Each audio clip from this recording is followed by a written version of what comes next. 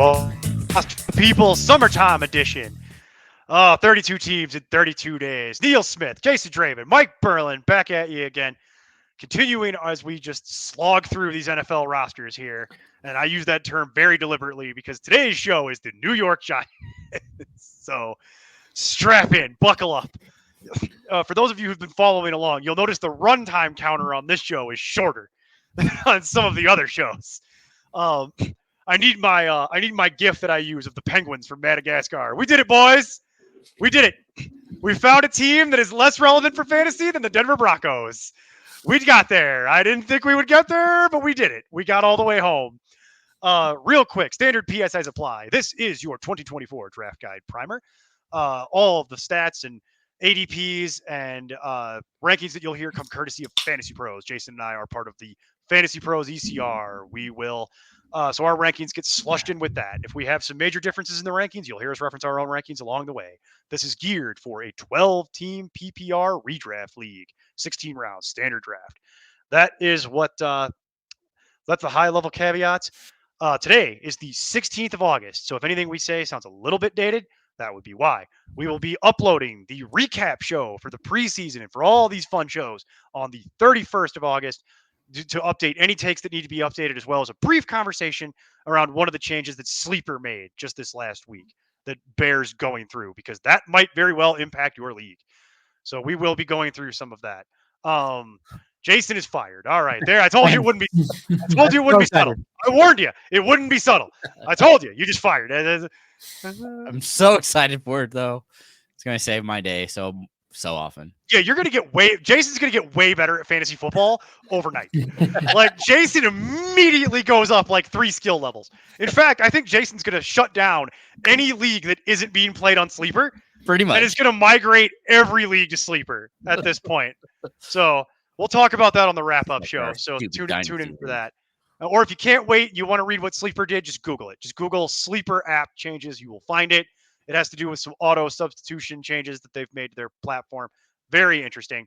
We'll take a deep dive on that on the 31st, just because it is significant. I mean, it may make me obsolete.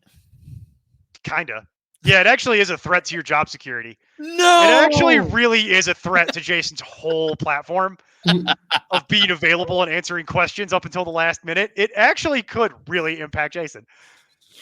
Uh-oh. People still need to know who to designate as That's true. That is true. So they still need you. What it will do, Jason, is it will change the way the questions get answered on Sunday morning when I'm sitting there with you and you're going to be like, well, put this guy as the starter. Put him in as your – are you playing on Sleeper? Are you playing on Sleeper? Are you playing – get ready for that conversation again and again and again and again and again until I throw up. Like, I mean, we might try and need to get a partnership here because – I feel like that name is going to come up quite often. Why is Sleeper going to punch down this far? I don't know. They're just punching down so hard. I shouldn't say that. We do have sponsors. I shouldn't say that. Like that's an interesting thing. All right. Enough of our ranting. You all know the PSAs. You know what we're here to do. We're going to break down we're going to go break down the New York Giants.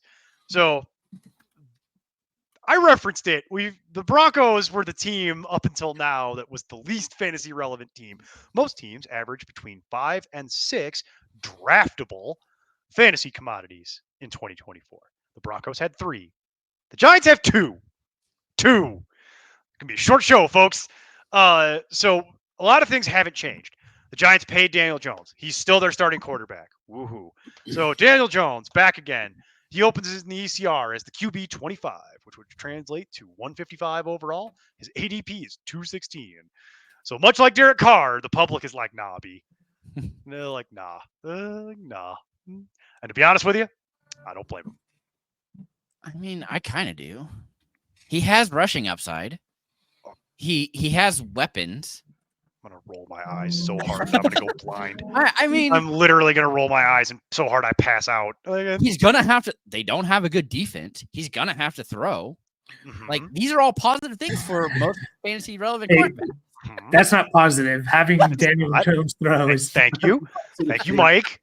You're doing my job for me. Thank you. Keep going. Explore that idea further, Mike. Like, keep going. Yeah, I don't know. if he is going to rush, okay, we can pick him up off the waiver wire. But he also had a major injury, couple last year, neck, back stuff, knee injury. He might not be running as much. And so I don't even want to gamble with a roster spot until I know what he's going to look like. I'm not interested in drafting Daniel Jones for that exact reason. I can get him on the waiver wire later if it becomes something I am actually interested in. Here's the book on Daniel Jones. I'll go through it real quick. When we've seen Daniel Jones have success in the NFL, it is because the Giants had a successful run game. When he and Saquon Barkley were both healthy at the same time, which again is limited sample, but it did happen. In fact, it happened the year that Daniel Jones got the contract extension. I will point that out. The one good year, Saquon was healthy that year. The reality of it is that Daniel Jones needs a quality run game because Daniel Jones is not capable of throwing the ball 40 to 50 times successfully in the NFL and actually even succeeding as a compiler. He turns the ball over too much. There's too many fumbles. He throws too many, it's just all the turnovers. The issue is that, and it's also he just can't. He's proven consistently that when there is no run game for him to fall back on, and they give them they drop an extra man in coverage, he can't handle that. They need a successful running game to set up Daniel Jones to have success. And we're going to get into that here because the new running back is Devin Singletary. So a lot of that is going to come down to what do you think about the Giants' run game? See, the problem is the Giants' run game has been putrid whenever Saquon's not around. So that's the situation that we're dealing with right now. That's what I think is causing a lot of this kind of back and forth, is that I agree with Mike. I don't want Daniel Jones throwing the ball 40, 50 times a game because even if they are getting blown out, it doesn't matter. Like, it's just not. Also, they'll sit him down and put Drew Lock in there at that point. Like, I'm not interested in this. If the Giants can establish a run game, we can pick up Daniel Jones off the waiver wire. We don't need to roster Daniel Jones. I'm good with I agree with the public on this one. I don't say that often. I agree with the public's take on this. Let someone else be part of the Daniel Jones headache if they want to draft him. You don't need this. There are better options available. There's a reason he's coming in at the QB 25. And frankly, we're getting pretty close to the idea that Daniel Jones is not going to be a starter in this league too much longer. And he's going to be wearing one of them fun baseball hats and holding a clipboard on the sideline for foreseeable future. Give that like 1 to 2 more years. And that's how that's going to go. Well, he was also injured a lot of last year. He was injured his whole career. Not the year before. Not the 1 year he played well and got the contract extension. Every year that isn't that year, he gets hurt. Well, you know, I consider this to be one of the dumbest contract extensions in the modern NFL era. It's where we are. I have very little nice to say. As you can tell, I've been burned by Daniel Jones several times. I'm not going back to this well. There's nothing you could say to me that would make me reverse my opinion on this. There's no combination of words you could provide. It's a pointless conversation. Not even that they're playing the Vikings week 1? I don't care. And Commanders week 2? Why am I streaming in week 1 and week 2? What would you be drafting that you're going to roll Daniel Jones out there? Right. What's your other quarterback? Yeah, I don't know who's playing week 1 and week 2. No, it doesn't matter because you're not streaming in week 1 and week 2. You get my point? Like, there's 12 quarterbacks that are going to get drafted in the top 12. There's no universe where you're going to be putting Daniel Jones in as a streamer in week 1 and 2. This is one of those things where, oh my God, I can see what's already coming. I can see it now. Now that you bring this up, everybody's sleeping on Daniel Jones. Oh my God, he had 2 good games. Pick him up. Terrible. Like, it's gonna happen. It's like I can see into the future. I can see through time. It's literally gonna happen. Makes me sick to my stomach. It's not great. Backup quarterback, Drew Lock. Good backup. Smart idea. Get a good backup. Daniel Jones is your starter. Daniel Jones looks good in the baseball hat. Come in, play a little bit of limited success. Love it. Or I'm sorry, I said you know what I mean. Don't draft Daniel. Don't draft any quarterback from the Giants. That's my actual advice. No Giants quarterback is draftable. Okay. You can make your argument if you like. Keep going. No, I feel like I was just letting you guys know that's who he plays week 1 and week 2. Okay. Like those, it's a note. You know, if you have somebody who has a really bad matchup or gets hurt, week 1, week 2. What would my other quarterback need to be, and what would the matchup need to be that I'd be looking at that? So far, we've seen a lot of players get injured already, And so Okay. I'm not trying to put it out there, but Okay. as a note, All right. good idea to know. Okay. Get it for free. Okay. Fair enough. That is free. I will give you that. Well, free is a misnomer, but it's the opportunity cost of whatever else you could have rostered. Mike and I are correct. We're not rostering Daniel Jones. There's no universe where that's happening. I'll talk to you about that. You guys could go through that on Monday night at some point, going through waiver wire options for the future. You all have fun doing Week that. 1, Daniel Jones. Okay, I'm just going to write that up. I doubt I could eat the amount that makes me want to vomit. How about that? So we mentioned it. Saquon Barkley playing in Philly. Giants have mismanaged the cap very poorly. So now no more Saquon. They couldn't afford it. So sad. Had to pay Daniel Jones. So sad. And so now they've gone and they've replaced Saquon Barkley with Devin Singletary. Devin Singletary opens as the running back 31 in the ECR, which translates to 98 overall. Look at that. One of the 2 draftable Giants. His ADP is 86. Folks who were around last year will remember that Devin Singletary actually had a little bit of limited success. So that's what I think people are banking on here. Are either of you excited about Devin Singletary in this new role? Yeah, I mean, we saw Barkley do it. Why are you throwing shade at Saquon Barkley? That is not a comparable vehicle. That's like comparing a 1996 Ford Taurus to a Lamborghini Diablo. That is not the same thing. If I was Saquon Barkley, I would be offended. I would be offended out of my mind if I heard that.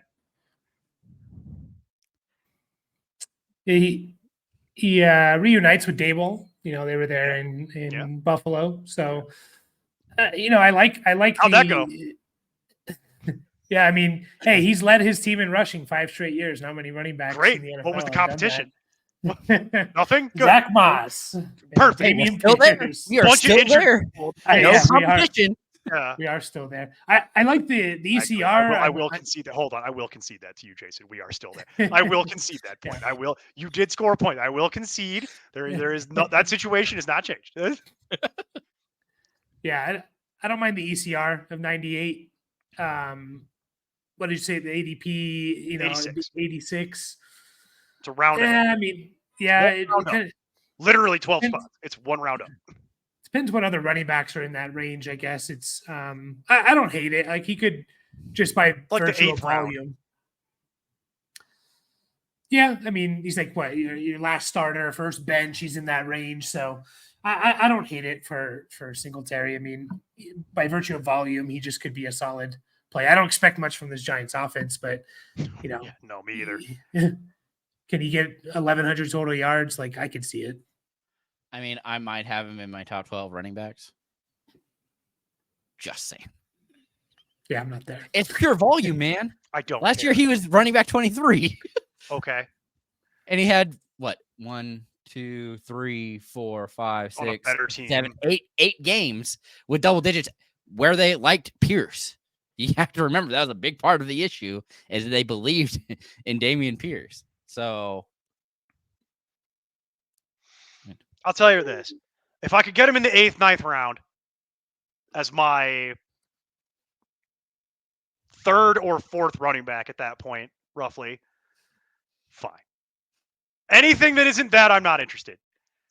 And I am not interested in him as in the top 12 at running back. That's an insane statement.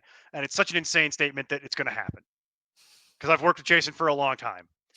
And he's rattled off some of these insane statements in the past. And every once in a while it happens. And it's usually the most insane one. I mean, I reference what's his name?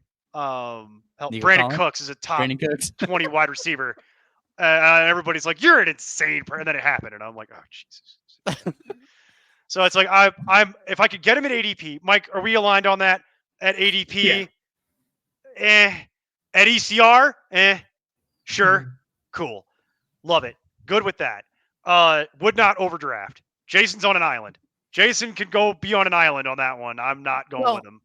I'm clearly having him higher than everybody else, so I'm not. That doesn't surprise me because I do all my stats. Yeah, a unique way, and so Rude. Accurate. But I go team by team. I do Also averages. rude. So it's and he came out. That's where he came out. It's Okay. my RB12. So All right. it's Look, magic. if you're expecting a very specific scenario to happen where the Giants are just awful and they're just like, we're just going to pound the ball and lose every game. Sure. If that's the very unique, specific way you have that planned out, I can see how you'd arrive at that conclusion. I'm just saying I don't agree with that as a statement. So behind him are Tyrone Tracy, rookie, hurt himself just this week, missed 3 days of camp, already back. Rumors of his death have been greatly exaggerated. That was crazy. I do think Tyrone Tracy he's not a draftable commodity. It's not something I would draft. I don't even think it's a handcuff. But it is kind of interesting in the sense that he has shown some flashes. He's one of the few things that they might have gotten right on this team as far as drafting. So Tyrone Tracy is just a name to know for the waiver wire. It's a thing to think about. You'll hear his name as the season goes on. And behind that, there's nothing. It's Eric Gray. It's the ghost of Josh Kelly. It's nothing. It's just garbage. I was happy to see Josh Kelly's name come up though. I wasn't. I had to share it. I'm like, hey, he found a job. Good for you. I wasn't. I was happier with him staying on his couch. I don't want to be subjected to watching it. But talk about bad medical staffs. Eh. We're back here. Welcome. Yeah, but Tyrone Tracy is a name to know. Somewhat interesting. Young guy, no ADP, don't need to worry about it, but just kind of know. And then if something happened to Singletary, they'd give Tyrone Tracy Jr. a chance just because what else am I going to do? I don't know that he's a handcuff though, because I don't know if he would get the whole job. It's a lot of question marks around that. Maybe towards the end of the season, if depending on how long Singletary's out. But he's not really a handcuff because handcuffed implies that you drafted him. You don't really need to do that. The one thing that I think we really need to talk about is wide receiver. So I'm going to hustle through wide receiver here quickly. Shiny new toy. Yeah, shiny new toy. Malik Neighbors. My word, has this man dominated Twitter, just training camp. Every day is highlight videos of Malik Neighbors. And it's not one highlight video. It's multiple highlight videos every day. And as such, he opens as the wide receiver 23 in the ECR, which would translate to 41 overall, which is a lot for a rookie. His ADP is 51. This is the only other draftable thing on the Giants. We got there. There's only two that are being drafted, less than the Broncos. And there you go. It's those two guys, Singletary and Neighbors. What do you guys think about Malik Neighbors? Mike, go first. I love Malik Neighbors. I see you smiling, and I remember having this conversation with you during the Dynasty show that me, you, Steve, and a few other people did. I remember this conversation. So lay it out for us. I just think he's so good. You were talking about high for a rookie. He's actually second highest ever behind Marvin Harrison. So 2 this year. Yeah, I like obviously if you have multiple teams, which a lot of people do, multiple fantasy teams, there's at least one team I'm going to want to take a shot on Malik Neighbors. I just think he could be so good. There's no competition. I mean, there's a little bit with Wandale. We'll get to that, but I think he could get 140 easily plus targets. And I think he's the type of receiver that can kind of dominate in spite of his quarterback. I know we were just trash talking Daniel Jones for 10 minutes. He could take a bubble screen to the house. He could take a slant to the house, 80 yards. That's kind of the player Malik Neighbors is. So he's when it was the pre-draft process and it was like a Dunze to the Giants, I would have been more worried about than Neighbors to the Giants because a Dunze I think needs at least a competent quarterback throwing the ball. Neighbors, I think, can just dominate, and I think it just could be a lot of fun this year. Again, it's risky. It's a rookie. You could be burned by it. I'm totally acknowledging that, but he could just be awesome. I look at Eli Manning the year before he got Odell Beckham was 17 touchdowns and 30 interceptions almost, and then he gets Odell Beckham and he throws 30 touchdowns and 14 interceptions. It could just be that kind of effect, not to that extent for Daniel Jones, but just a good wide receiver. Even with an average to below average quarterback, I think Malik Neighbors can do it. So I'm fully acknowledging there's a lot of risk here with the rookie though. What do you think, Jason? Yeah, I mean, we touched on him having all these insane abilities and how much of a freak he is, clearly showing up everybody else in the room. But it's who's throwing the ball. I mean, if he gets the opportunity and we believe in Daniel Jones, like you have to believe that he's getting the ball a lot. I believe he's going to get the ball. It doesn't mean I have to believe in Daniel Jones because it is very possible that Malik Neighbors could have a good season while Daniel Jones does not. We've seen that a lot over the years. That's a logical fallacy that if you have a good pass catcher that the quarterback will put up good numbers. Doesn't exactly translate.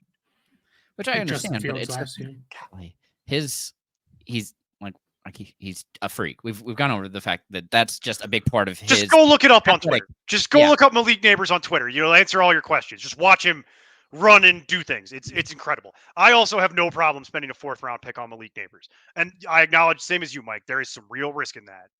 And normally I'm a pretty risk averse guy. But in this case, the upside is so incredible that I'm willing to take the shot at it. So I think we all kind of agree. Risky, could very well pay you out. And it's just, if it was in the 3rd round, I'd be like, but it's in the 4th round. And I'm fine taking a shot in the 4th round because you could have your 4th round pick flame out and still be fine. Well, okay. So, I mean, it was a long time ago, granted, but Marvin Harrison at his ADP or Malik Neighbors? I'll take Neighbors. I think Neighbors too have a better season than Marvin Harrison. Like I wouldn't be surprised. So I wouldn't be either. I would take Neighbors. I fully acknowledge Harrison Jr. is probably a little bit better as well. Freak, a little bit of a better player, also on a better team. Yeah. But Neighbors, because he's on such a bad team, what's my competition? Literal nothing. Perfect. There is one other thing, Jason. You and I will go back to the well here on our long-term boyfriend, Wan'Dale Robinson. Love Wan'Dale Robinson. Jason and I, we could spend 20 minutes on this. Jason and I, for years, have talked about how much we enjoy the game of Wan'Dale Robinson.